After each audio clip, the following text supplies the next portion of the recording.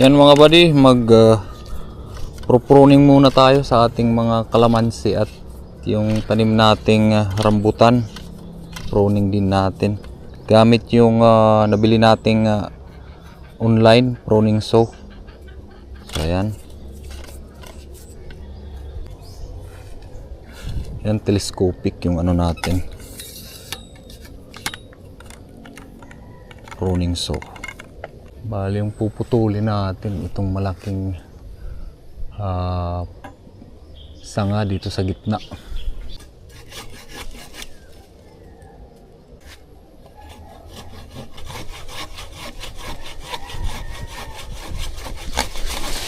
Yun. Malaki-laking sanga rin yung nakuha natin.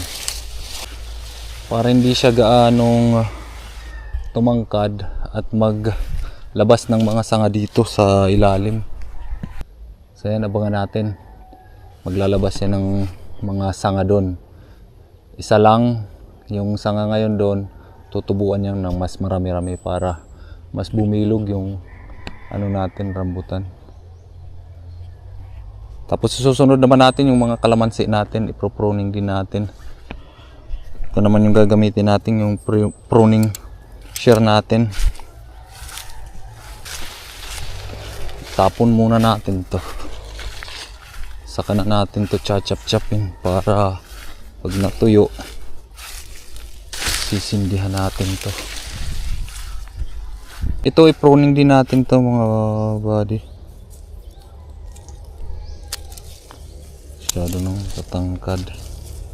Pabibilugin muna natin tong ano, puno natin ng kalamansi bago natin patangkarin. Ito lang po yung pagpupruning. Itong matatangkad tanggalin natin.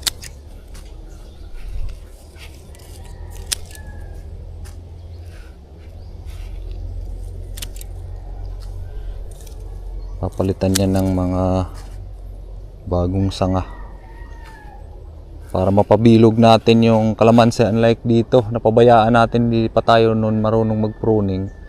Kikita nyo yung tangkad na ng kalamansing to. Mahirap na natin may harvest. Matangkad yung kalamansi na to, pero sa ilalim kulang ng sanga. Oh, kita nyo dito. Kulang dito ng sanga, dapat may mga sanga to dito. Kasi kung nabawasan natin dun sa taas, naglalabas yan dito ng mga sanga.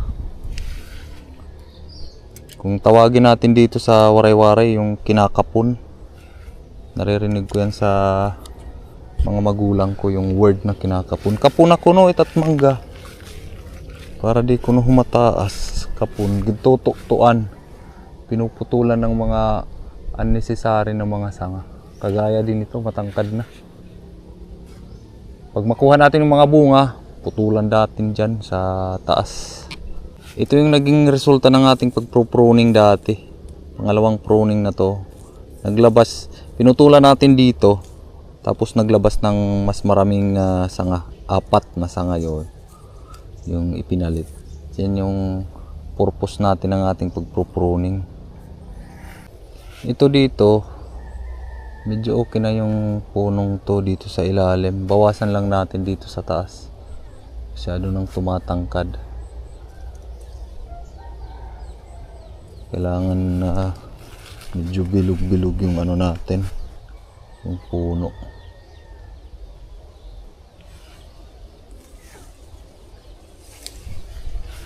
Unahin natin dito.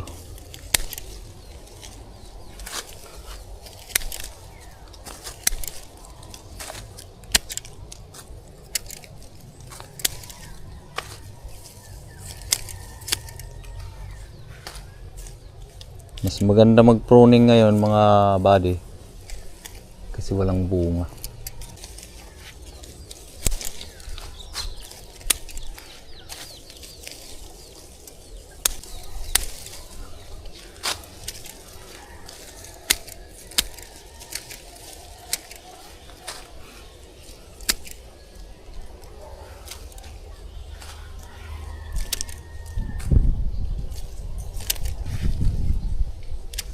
So ayan yung kinalabasan mga buddy, para pantay-pantay silang tumubo. ito lalabas to ng mga sanga, mas marami pa. Yan yung purpose natin ba't nagpo-prune. Kagaya nito mga buddy, ang tayog na ng sangang to. Pero dito sa gilid mahina yung sanga. Walang mga sanga. Medyo malaki na yung sangang to.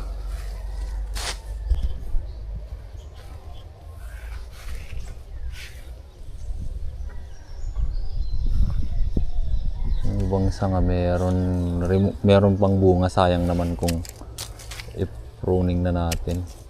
Antayin muna natin na ma-harvest natin yung sanga. Yung sanga, yung bunga. Magandang mag-pruning pala mga buddy tuwing tag-araw para mabilis na matuyo yung sugat ng ating kalamansi.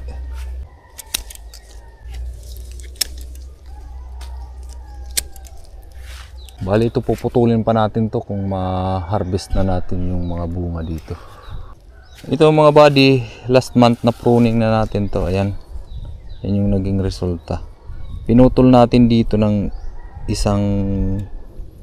yung isang sanga, pinutol natin, nagpalit ng 4 na sanga. Yan po yung nagiging resulta. Baka sabihin nyo na mamamatay yung kalamansi nyo, hindi po yan. Bagkus maglalabas yan ng mas maraming sanga. Hindi siya gaanong matangkad pero maraming mga sanga na tutubuan of course ng bunga. Pangit kasi yung kalamansi na matangkad lang, kulang naman ang sanga. Kulang din yung magiging bunga. Ito na pruning na rin natin to kasabay ng nauna nating ipakitang mga kalamansi last month. Pero medyo kulang pa to. Bawasan pa natin.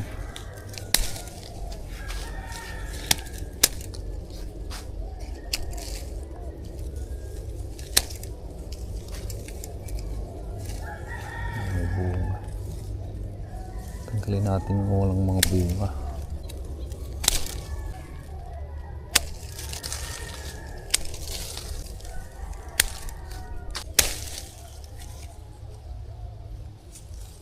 Ito naman, bawasan natin ito.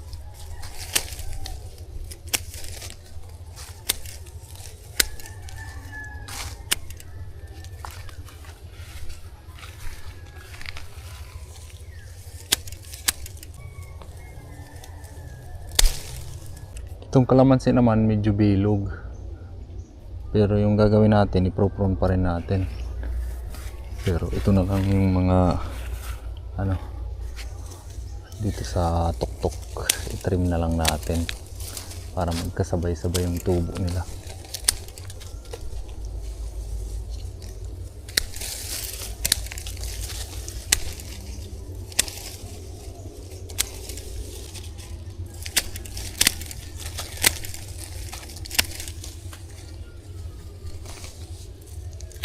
Kagaya nito mga buddy, nag-uumpisa pa lang siya.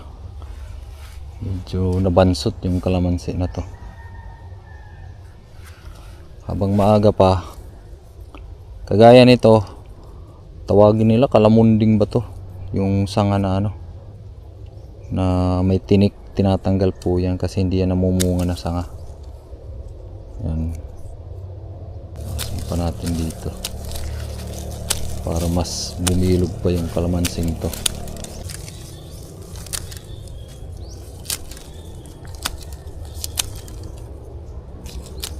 Ito naman medyo mabilog na yung natin, yung kalamansing to. Pero yung natin, ipro-pruning pa rin natin, bawasan natin dito sa taas para magsabay-sabay silang tumubo. Ito, matangkad na to masyado. Matangkad, masyadong mahaba, wala namang gaanong sanga.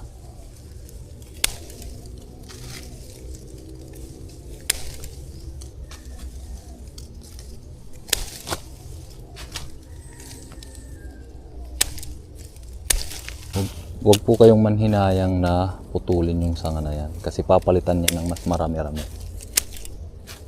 Kaysa matangkad lang yung yung kalamansi, hindi naman gaano marami yung sanga. Yun, hindi rin magbibigay ng maraming bunga kasi kunti lang yung sanga na tutubuan ng bunga. At ayan mga buddy, natapos na tayong mag pruning. Halos majority sa mga puno ng kalamansi natin na pruning na. Ito na lang yung natitira na matatangkad. Ito 4 kasi yun nga, merong mga bunga dun sa taas.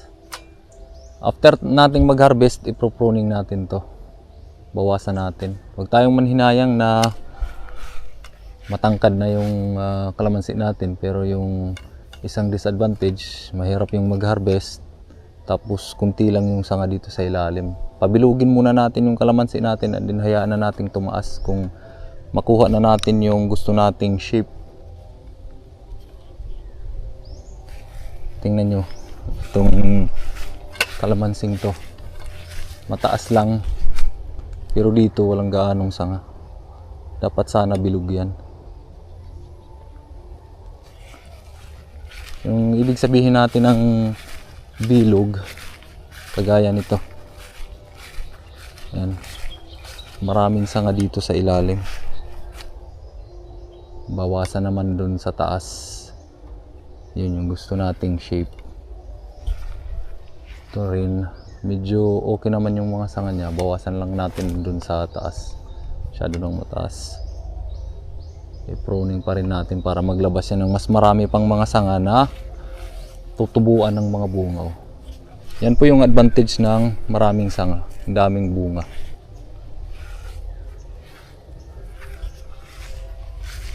Ito medyo madalang yung sanga, kunti rin yung nagiging bunga. So ayan mga buddy, medyo mainit na. Pahinga muna tayo dito sa ating kubo.